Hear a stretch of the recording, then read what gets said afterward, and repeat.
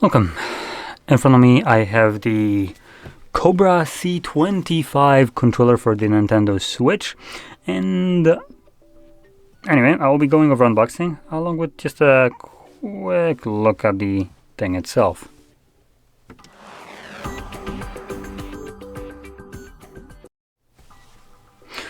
Okay, so let's start off by saying that I'm not really a Nintendo guy, so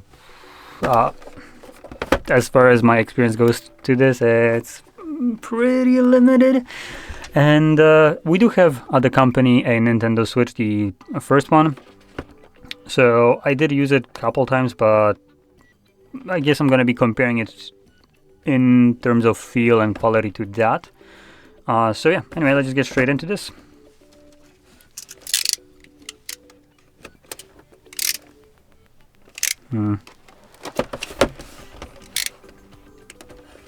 There we go. Oh, right. And also these as well. Never protect your package enough. That sounded wrong. Anyway. So, wow, the packaging right here. Oof. Feels like China special. Wow. Oh. Kind of looks like it too. Okay.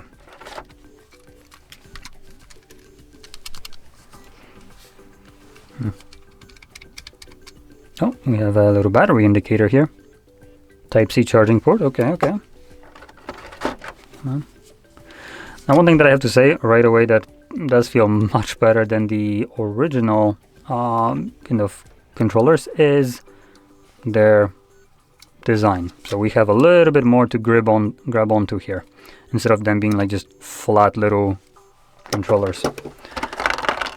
And we get this, and put that on here. Oh, that feels pretty cheap, to be honest. Not the best kind of quality. Okay, that's kind of cool. So we have a USB Type A to dual Type C for charging. So you can plug in both of these controllers, but oh no.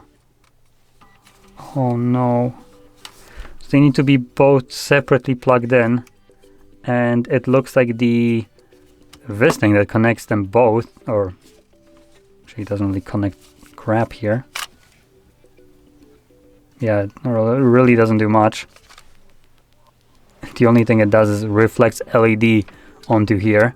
So yeah, considering that, you will need to be plugging in both of them instead of having this built into this little piece that holds them together. Now, in terms of the quality of this, it feels pretty cheap. This specific thing, not the best. The joysticks, probably better than Nintendo, but they have a little bit more resistance. They snap instantly in. In terms of stick drift, I doubt they're using Hall effect or TRMs, so yeah, nothing really mentioned right here on the box. So yeah, I can see the lights now reflecting. Now these are not lights in this, they're just straight up using mirrors to reflect the controller indicators to here. Let me just go grab the actual Nintendo Switch if I can find it. Okay, so I got it right here. Let's just check this out. Taking those off. Now, actually, okay, these feel a little bit more premium in terms of the button clicks. The joystick, though, it has a very kind of small movement right here compared to this, which is a little bit more traditional. Oh, a little bit. It is traditional joystick right here. This one has very field of movement. So, in this kind of feel, the joysticks themselves kind of feel crappy. Now, I do understand that they are designed to be very kind of flat, easy for transport. So, I'm not gonna really, harp on that too much. But anyway, let's check these out. There we go. So it connects to the Switch, hopefully, pretty easily. There we go. Is it on, or do I need to like charge it? It is on. Okay, and it's already paired. That's nice. Now, I'm not sure. I would hope that the switch can actually charge them when they're on here. But this is just I just call it a guess. Hello? Oh, there we go. Okay. Now I do want to say one thing. So you can take a look at the buttons.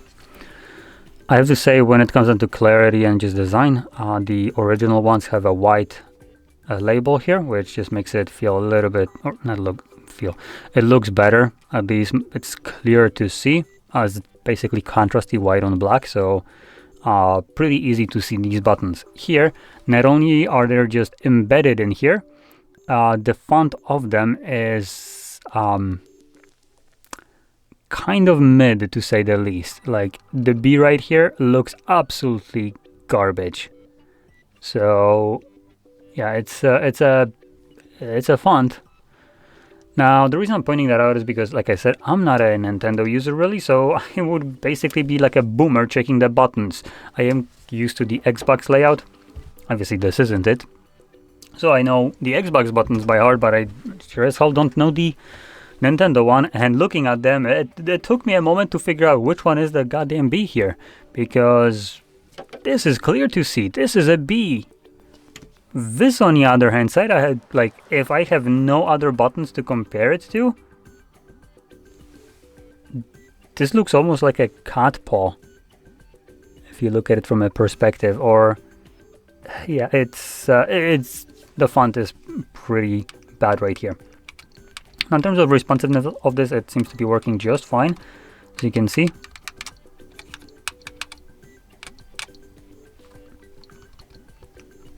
Yep, everything seems to be working. Now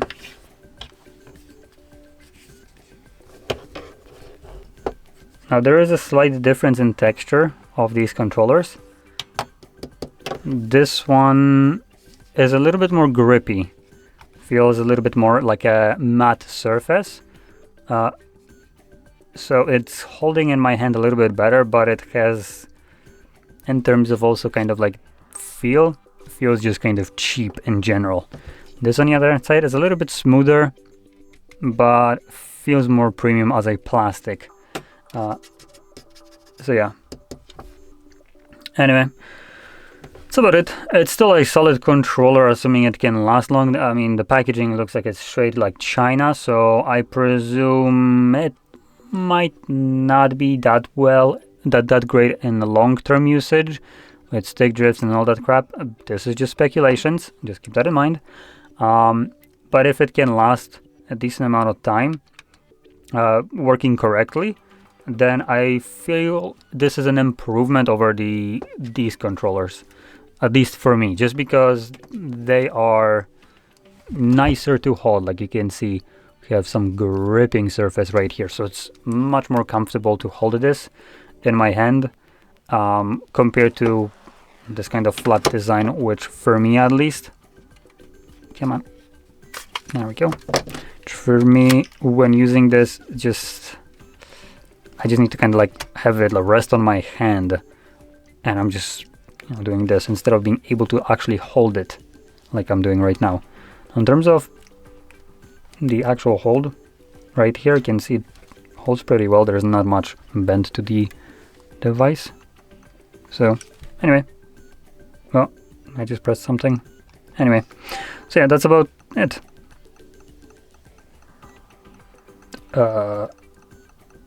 Huh?